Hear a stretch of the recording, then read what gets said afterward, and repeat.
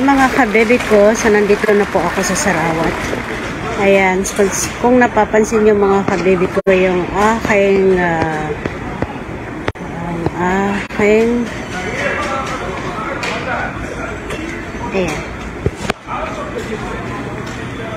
ayan mga kabebe ko, kaya habang ako nag-aantay magbukas ng outlet ng cellphone. So, mga 30 minutes pa daw magbubukas. So, naisipan ko pumasok dito sa supermarket para ho ay tumingin ng mga items na wala naman din akong bibilhin mga kabebe ko. Ayan. So, habang tayo ay nag-aantay, magbukas ho yung outlet ng cellphone. So, dito muna tayo mga kabebe ko. Tingin-tingin lang. Hanggang tingin lang tayo mga kabebe ko ng mga presyo. Ayan. So, minsan lang po ako mga kabebe ko pumunta ng Sarawat, no? Pag meron lang pinaka-importante, yun po ay pinupuntahan ko.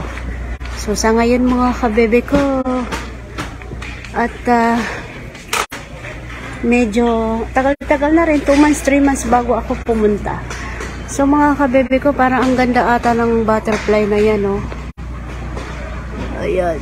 So next year po ang aking bakasyon. At dala-dala ho. Pero mas maganda na rin dito habang nag-aantay doon sa outlet na yon. So tingin-tingin tayo mga kabebe ko ng mga anining. Ayan. Yan po ang Sarawat International Market. So maraming mga kababayan na pumupunta dito sa lugar na to. At marami pong nakakilala sa akin dito na hindi ko naman kilala. Ayan. So bigla na lang ho magsabi sa iyo, "Hi." O di ba? Eh hindi ko naman kilala. So nakakatuwa naman kasi ina-appreciate nila o nakilala nila ako. O di ba? So, ayan po mga kabebe ko. Ayan po yung mga pagkain dito sa Sarawat International here in Jeddah, Saudi Arabia. So, minsan 2 months, 3 months bago ako pumunta dito. At dito po ako bumibili ng aking beauty products mga kabebe ko. Katulad niyan. Diba? Yan, mga beauty products. So, dyan po ako bumibili pag wala na po ako stock sa bahay. Yan. Papasilip ko mga kabebe ko ang laman ng Sarawat kung anong-ano. So habang ako nag-aantay doon sa cellphone, sa outlet ng cellphone para maibalik ko at maipakita ko kung bakit hindi gumagana yung kinabit niyang power or battery sa aking cellphone. So aawayin ko po mga kabebe ko mamaya. So habang tayo ang nag-aantay, tayo ay umiikot din sa Sarawat na kung saan ay maraming pagkain din ako'y natatakam. Puro naman tong matatamis. Ayan. So mamaya ho ay ako'y bibili niyan ng konti lang kasi mura lang ang 5 riyal. Ayan. So marami pong mga Pilipino food dito. Diba? Nung ako'y nagtatrabaho ho sa bahay ng aking amo, every month po ay pumupunta po ako din para matikman ang lutong Pinoy katulad nitong mga pansit. Ayan mga kabebe ko, katulad niyan. O diba? Ayan, dami ho dito mga pagkain Pinoy na kung saan ay hindi ka na mababahala, hindi ka na magmumurglan. Ayan. So ano pa to? Shumay. Di naman kasi ako mahilig sa shumay mga kabebe ko. Tsaka ito, sarap nito. O diba mga kabebe ko? Ayan. O diba mga kabebe ko? So meron po tayong mga tinapay. Ayan. So maraming pagkain dito sa Sarawat. Ang pera lang ho ang wala. Tayo ay nagkakapera lang mga kabebe ko tuwing katapusan ng buwan. O diba? So dahil ho ay maaga akong pumunta din at mamaya ho ay aking oras ng aking trabaho. At wala pa po akong tulog mga kabibi ko dahil marami po akong iniisip. Charot. Marami po akong ginagawa ang kabutihan sa akin sarili. So ayan. So hindi ka na po mababahala mga kabibi ko kung anong gusto mong kainin. At kung namimiss mo ang pagkaing Pinas, dito na po sa Sarawat International. Ayan. Marami pong isda. Ha? 1895. So ito ho ang paborito ng inay sa akin. Ayan. Hanggang ngayon ay paborito ko pa rin. Ayan. So marami pong isda dito. So kita ho nyo mga kabebe ko ang aking paborito. Pag ito ay kinain ko ay maaaring ako'y high blood din. Yun po ang paborito kong seafood at saka ito pong mga kabebe ko. Yan. Kaso lang ang presyo ay 33.95 ang kilo. Ano ba yan? So mas mabuti na lang mga kabebe ko. Ito na lang ho ang kakainin ko. Indomie.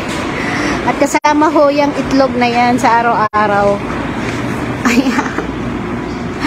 Ayan po mga kabebe ko. Kaya kung gusto nyo na itlog maalat din ho sa Sarawat International Market. Ayan. So namimiss nyo yung mga pagkain Pinoy, pumunta na po kayo din sa Sarawat International Market na kung saan ay dayuhan ng mga kababayan nating Pinoy dito. O diba? So ayan, naturo ko na kayo mga kabebe ko dito sa loob ng Sarawat. At tayo sisilipin na rin natin yung outlet ng cellphone kung bukas na. Ay kay naman nga naman. At ako'y inaantok sa kakaantay. Sabi ho ay 30 minutes. Ano ba ang 30 minutes na yan? Over 30 minutes na. Ay kaya naman, baka naman ka ako ay natulog pa. Ayan. Ayan mga kabebe ko. Wari ho ay aking cellphone ay wala po akong pambili. Kaya naisipan ko po siyang ipaayos. Ay sa katuwa ko po kahapon mga kabebe ko at naayos na ho yung aking cellphone. Abaw!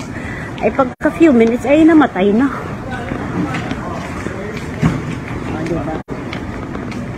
So ayan po ang mga juice, laban. So let me check the outlet of the office. Ayan po mga kabebe ko. Nakita ho nyo yan.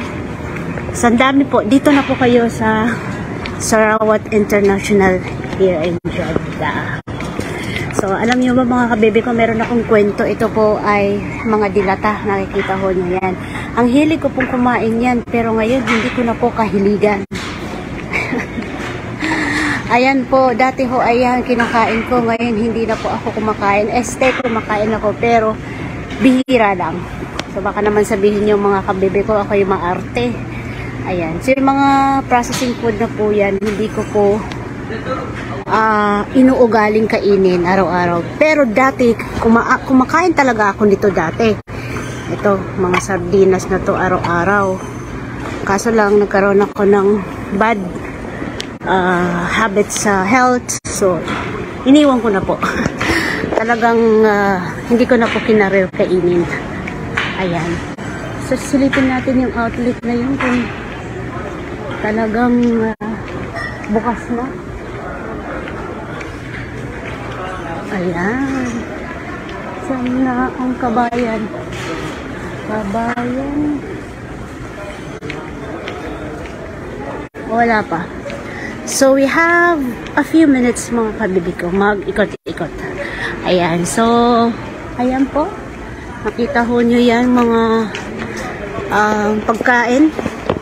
Ayan. So, ito po yung din isa sa mga paborito ko mga kabibi ko. Pag ako nanonood ng movie, ayan po ang paborito. Magkano kaya to? Wow! 25. So, sa mga po uuwi ng Pilipinas, huwag kayong mag-alala pa, papasalubungan ko kayo ng Tolderone. Ayan.